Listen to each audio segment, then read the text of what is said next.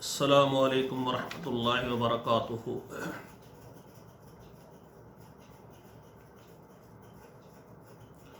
मेरे मोहतरम नाज़रीन किराम, नफ़रतों के कुछ पार्ट मैं आपके सामने पेश कर चुका हूँ। 6 पार्ट मैं आपको दे चुका हूँ। इससे पहले आज जो है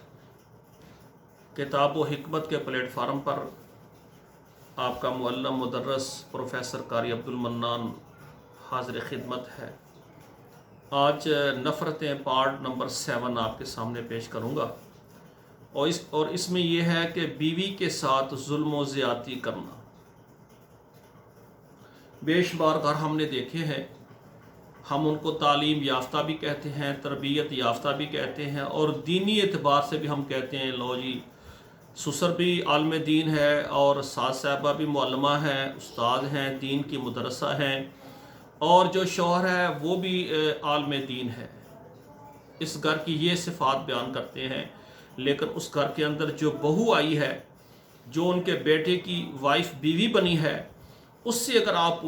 पूछेंगे तो वो कहेंगे भाई है सारे आलम दीन, इनका मेरे शोहर भी आलम दीन है, इनकी वालदा भी आलम है और इनके बाप भी आलम दीन है। या इस तरह लगाएं यानी शोहर भी तालीम याफ्ता इंजीनियर है, डॉक्टर है, और जो उनका बाप है वो भी यानी अच्छे महकमे के अंदर उसने मुलाजमत की, रिटायर्ड है, और माँ उनकी जनाब प्रिंसिपल रही है कॉलेज की, वो भी रिटायर्ड है। यानी सब तालीम याफ्ता लोग हैं। और उनकी जो बहू है, जो उनके बेटे की बेगम है, बीवी है, तो वो उन सब से परेशान। वो कहती है कि मेरा खामन मेरे ऊपर जुल्म करता है, जबर करता है, घर में मुझसे काम बहुत ज़्यादा लेता है, कोई काम नहीं होता तो बहुत ज़्यादा सख्ती करता है। और जो उनकी सास है वो भी हर किस्म के छोटे बड़े काम उससे, जिस तरह के घर में एक मुलाजिम आदमी रख लेना तो फिर आदमी ये समझता है कि इस मुलाजिम ने घर के सारे काम करने हैं, तो अगर उससे ना काम हो तो उसको डांटना कि आपको हमको तनख्वाह किस बात की देते हैं कि आपसे ये काम अगर नहीं होता तो आप छुट्टी कर जाएं, हम और मुलाजिम रख लेंगे। जिस तरह का रवैया एक मुलाजिम के साथ या एक मुलाजमा के साथ घर के साथ जुल्म किया जाता है, जिसकी गुंजाइश हमारी शरीयत में नहीं है। और इसी तरह ससुर जो है ना, वो भी हर बात, कभी उसने अपनी बहू की तारीफ़ नहीं की। तो घर में ऐसा माहौल होता है, जब भी घर में कभी कोई खाना पकाएं, बिरयानी पकाएं, अच्छा सालन पकाएं, गोश्त पकाएं, पुलाव पकाएं दस्तरखान पर बैठते हैं तो वो बहू बेचारी सास के मुंह को देखती है, ससुर के मुंह को देखती है, और शौहर की तरफ देख रही होती है कि मैंने आज 3-4 घंटे लगाकर 3-4 डिशें तैयार करके दस्तरखान में लिखी, दस्तरखान पर मैंने सजाई हैं। हो सकता है कि मेरे ससुर उसको ये चावल ये पुलाव पसंद आ जाए, हो सकता है ये जो मैंने कोरमा तैयार किया है या मटन तैयार किया है ये मेरी सास को पसंद आ जाए, और हो सकता है कि ये तरतीब के साथ रखना और बर वक़्त जो है ये दस्तरखान पर खाना सजा देना, रख देना मेरे शोहर को पसंद आ जाए, और कोई ये मेरे लिए तारीफ़ी कलिमात कह दें ताकि मेरा दिल खुश हो जाए, क्योंकि मैं इनकी खिदमत कर रही हूँ। दस्तरखान पर बैठते ही सारी चीज़ें देखकर सास कहती है, ठंडा सांस लेकर, हमारी बेटियां हमारे घरों में होती थी, बड़ा अच्छा निज़ाम चलता था, बड़ा अच्छा खाना पकाती थी, मेहमान आते थे, हमें महसूस ही नहीं होता था, बेटियां थी जो घर में काम कर गई। ससुर भी जनाब ठंडा सांस लेकर वो कहता है कि वाकई बात तो आपकी सही है, बेटियां हमारी घर को संभालती थीं, जब से बेटी घर से चली गई हैं बस वो रौनकें घर में बिल्कुल नहीं हैं। अब उन्होंने खाना शुरू कर दिया है, खाना खा रहे हैं, बिस्मिल्लाह पढ़ा, किसी ने बिस्मिल्लाह पढ़ी, किसी ने बिस्मिल्लाह भी नहीं पढ़ी, और खाना शुरू कर दिया, खा रहे हैं। वो बेचारी खामद की तरफ देखती है कि हो सकता है कोई खामद के मुंह से ऐसे जुमले निकल जाएं कि मेरी सारी मेहनत का जो है ना समरा और फल वो हासिल हो जाए। तो वो भी खाना खाकर खामोशी से सारे चले जाते हैं। वो बेचारी दस्तरखान उठाती है, बर्तन साफ़ करती है, किचन में तरतीब से रह कर वो बैठती है कि मुझे इस घर में, आखिर मैंने भी ग्रेजुएशन की हुई है, मैं भी तालीम याफ्ता हूँ, तो हमने इस तालीम याफ्ता घर का इंतखाब किया है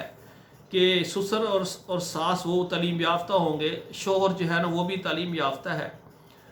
तो घर में मेरी हैसियत क्या है। जिस तरह एक नौकरानी घर में काम करती है, मुझसे ये काम लेते हैं, कभी हौसला अफजाई नहीं की, कभी दिलजोई नहीं की, कभी बीमार हो मुझे आराम नहीं करवाया, हर वक्त यही कहते रहते हैं बस बेटियां थी हमारी, उन्होंने घर संभाला है। तो जब से मैं आई हूँ घर में मैं सारे काम कर रही हूँ, किचन साफ़ करती हूँ, इनके ड्रेस इनके वॉश करती हूँ, उनको प्रेस करती हूँ, खामद के जूते रोज़ाना पॉलिश करती हूँ, तरतीब से रखती हूँ, उसके जाने के लिए जो उनकी लिबास है ड्यूटी का वो प्रेस करके वो भी रखती हूँ, सब कुछ करती हूँ। तो हर वक्त ये बेटियों की तारीफ़ करते रहते हैं, मैं इतना काम करती हूँ, कभी इन्होंने मेरी हौसला अफजाई नहीं की। तो मेरे भाइयों, ये मैं आपके सामने रख रहा हूँ कि हमारे घर में नफ़रतें क्यों होती हैं कि हमारे घर के अंदर एक बंदे पर जुल्म हो रहा है। अब ये इनकी जो बहू है, इस पर सास और ससुर जुल्म कर रहे हैं और इनका शोहर जो है ना वो तमाशा देख रहा है अपनी बीवी का। तो अब ये बेचारी किसी की बेटी है, किसी की बहन है, जब इसके ऊपर इतना जुल्म और जोर हो रहा है, तो आप मुझे ये बताएं कि ये दिन रात इनकी खिदमत करने के बाद रात को सोती है तो पूरा जिस्म दर्द करता है, हौसला और सहारा और तारीफ़ी कलिमात कोई कहने के लिए तैयार नहीं है। ये बेचारी रात को थकी सोती है, सुबह कभी लेट भी हो जाती है, कभी वक्त पर उठ जाती है, उठती है तो फिर जनाब किचन में यानी इबादत करने में भी सही उसको मज़ा नहीं आता। नमाज भी पढ़ती है तो फिक्र होता है कि खाना लेट हो गया तो बड़ी ससुर की चिड़के पड़ेंगी, खावंद की भी, और सास भी नाराज़ होगी खाना टाइम पर नहीं। वो नमाज पढ़ती है तो ध्यान उसका खाने की तरफ होता है, किचन की तरफ होता है। तो वो दिन रात लैलो नहार जिस तरह एक कैदी होता है कैद खाने में, वो इस तरह की ज़िंदगी बसर कर रही है। आप मुझे ये बताएं ये कौन सी शरीयत है? इस्लाम ने तो औरत को बहुत बड़ा मकाम दिया है, तो ये कौन सा निज़ाम है जो हमारे घरों में चल रहा है? जब हम ऐसा किसी की बेटी के साथ करेंगे तो हमारी बेटियों को वो पलंग पर बिठाएंगे। वो कहते जैसा करना वैसा बनना, जो बीज आप बोएंगे तो वही दरख्त निकलेगा, वही तना निकलेगा, वही पौधा निकलेगा। ये नहीं कि आप तुम्मा बीज दे और खरबूजा निकल आए, ये नहीं हो सकता, ये नहीं हो सकता मेरे भाई। तो मेरे भाइयों, हमारे घरों के अंदर बेटियों के साथ जुल्म हो रहे हैं, और यहाँ पर मैं एक वाक़या जिक्र करे बगैर नहीं रह सकता, क्योंकि जो सास ससुर अपनी बहुओं को बेटियों का दर्जा देते हैं वो अजीम लोग होते हैं। फैसलाबाद में मेरा एक मस्जिद में मुदर्रस की हैसियत से मैंने वहाँ पर ख़िदमत की है, तो वहाँ पर एक स्कूल की प्रिंसिपल थी, साजिदा साहबा उनका नाम था, बहुत ही बापर्द और दीनदार बेटी थी। वो अक्सर हमारे घर इशा की नमाज के बाद आती। तो हमने कहा भाई आप इशा के बाद आती हैं अक्सर, तो क्या बात आपके पास यही टाइम होता है? कहती है मैं रोज़ाना, मेरा स्कूल है, मैं वहाँ पर पढ़ाती हूँ, मेरा ज़ाती स्कूल है। सुबह उठती हूँ, सबसे पहले नमाज़ पढ़ती हूँ, नाश्ता तैयार करके अपने मियाँ को ड्यूटी पर भेजती हूँ, फिर मैं अपने स्कूल में पढ़ाना शुरू कर देती हूँ। ज़ोर का वक़्त होता है, छुट्टी होती है, अपने खामद के लिए खाना, बच्चों के लिए खाना बनाती हूँ। फिर रात को मगरिब की नमाज के बाद फ़ौरन मैं खाना बनाकर हम सब खा लेते हैं, और इशा की नमाज के फ़ौरन बाद नमाज पढ़ के फ़ौरन मैं अपने सास और ससुर का जो साथ ही गली में सामने उनका घर है, मैं वहाँ चली जाती हूँ। वो कहती है मैंने अपनी सास को ये कहा हुआ है कि अगर आपने कोई चीज़ भी खाना पकाना है तो मैं पका दूँगी, अगर आप ख़ुद पकाएं तो बर्तन नहीं धोने, मैं दूँगी। वो कहती इशा की नमाज के बाद जाकर उनके जो बर्तन हैं मैं सारे धोकर साफ़ सुथरे करके और मैं उनके किचन में सजा देती हूँ। और मैं कहती हूँ अबू जान, सास ससुर को मैं कहती हूँ अबू जान, अम्मी जान, कोई चीज़ आपको ज़रूरत है बताओ।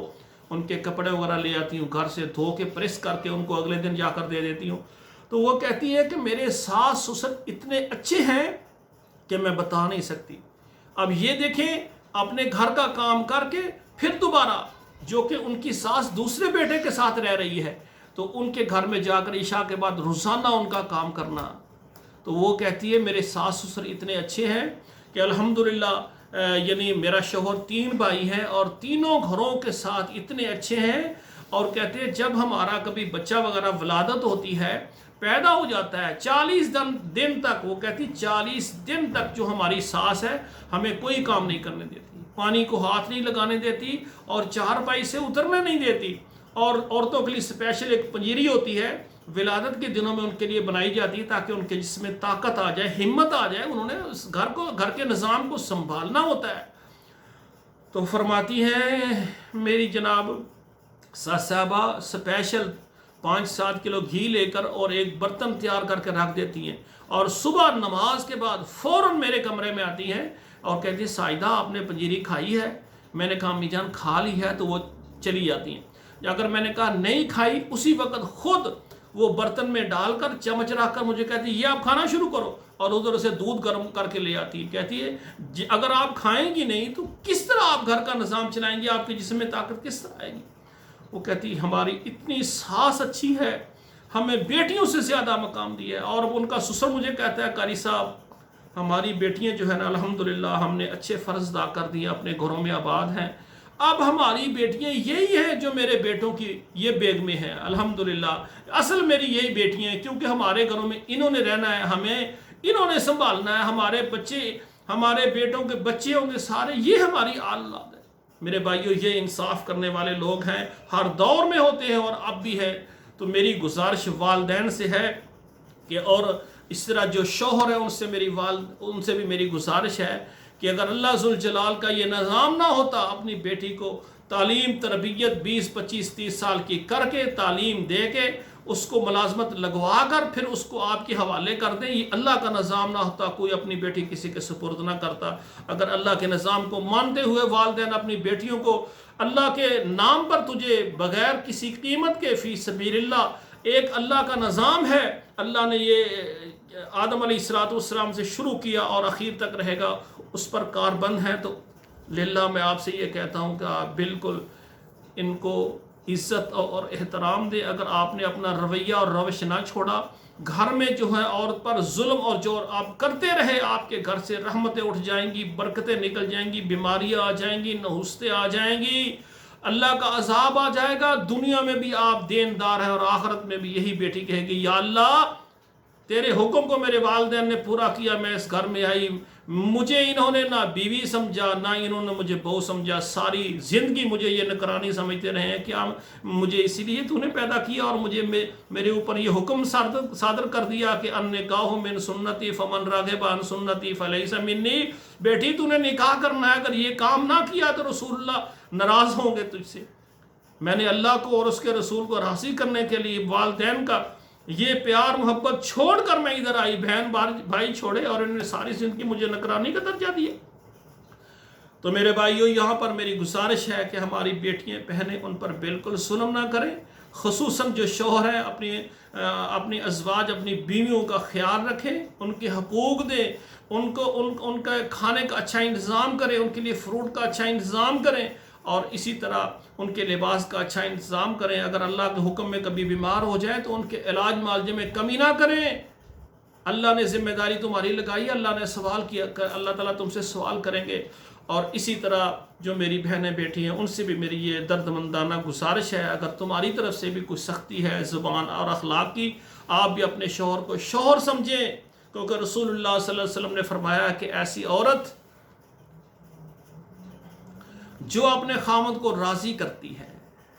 ٹھیک ہے نا، اپنے خاوند کو راضی کرتی ہے اور دیگر شرائط بھی ساتھ ہیں، نمازیں پڑھتی ہے، غیب سے حفاظت کرتی ہے، اپنے جسم کی حفاظت، فرمایا جنت کے 8 دروازے جہاں سے گزر جائے۔ تو بہنوں بیٹیوں سے گزارش ہے کہ رسول اللہ نے فرمایا کہ اگر سجدہ کرنا کسی کو روا اور جائز ہوتا تو میں عورت کو سجدہ دیتا کہ عورت کو حکم دیتا کہ اپنے خاوند کو سجدہ کرے، لیکن میری شریعت میں اللہ کے علاوہ کسی کو سجدہ کرنا یہ حرام ہے، اس لیے فرمایا یہ میں نے حکم نہیں دیا۔ اگر کوئی جائز ہوتا تو عورت اپنے خاوند کو کرتی، یعنی خاوند کا اتنا مقام کہ عورت اس کو سجدہ کرتی، جس کو کہتے ہیں تحریمی اور اعزازی سجدہ، ٹھیک ہے نا۔ تو فرمایا بالکل تکریمی احرامی کسی قسم کا،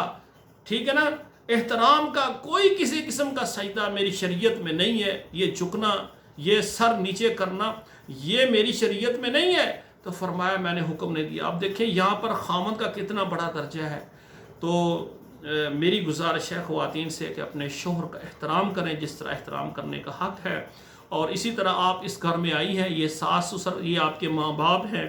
ساری زندگی آپ کی خوشیاں ان کے ساتھ وابستہ ہیں اور آپ کے دکھ ان کے ساتھ وابستہ ہیں۔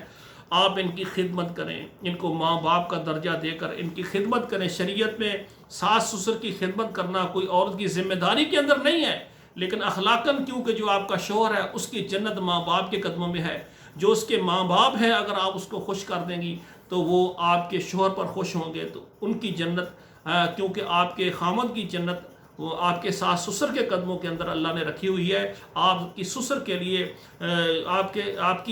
آپ کے شوہر کے جو ماں باپ ہیں آپ کے شوہر کے لیے وہ 2 جنت کے دروازے ہیں۔ اگر آپ تھوڑی سی محنت کرتی ہیں تاکہ آپ کا جو شوہر ہے وہ بھی جو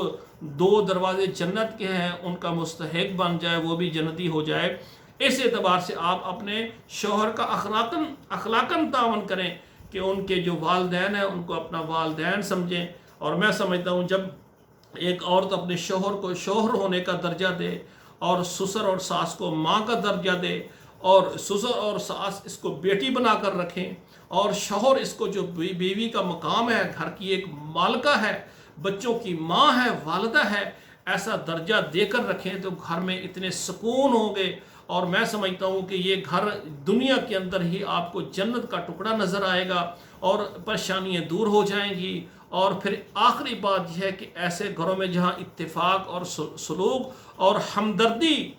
کے جذبات سب میں یکساں ہوں گے تو پھر یہ گھر دنیا کا عظیم گھر بن جائے گا اور پھر اللہ کی رحمتوں کا نزول ہوگا۔ تو میں ایسا معاشرہ بنانے کے لیے میں نفرتوں کے کچھ پروگرام آپ کے سامنے رکھ رہا ہوں۔ یہ نفرتوں کا پروگرام 7واں پروگرام ہے، نفرتیں پارٹ 7۔ تو اسی طرح میری گزارش ہے کہ یہ میرے اصلاحی پروگرام ہے، میرے پروگرام خود بھی دیکھیں، اپنی بہنوں بیٹیوں کو، اپنے بھائیوں کو، جاننے والوں کو، رشتہ داروں کو میرے پروگرام سینڈ کریں اور ان کو کہیں کہ ان پروگراموں کو دیکھو تاکہ ہمارا معاشرہ درست ہو سکے۔ آپ کا بھائی آپ کے لیے دعا کرتا ہے کہ اللہ ہم سب کو اللہ اور اس کے رسول کی فرما برداری کرنے کی توفیق عطا فرمائیں۔ السلام علیکم ورحمۃ اللہ وبرکاتہ۔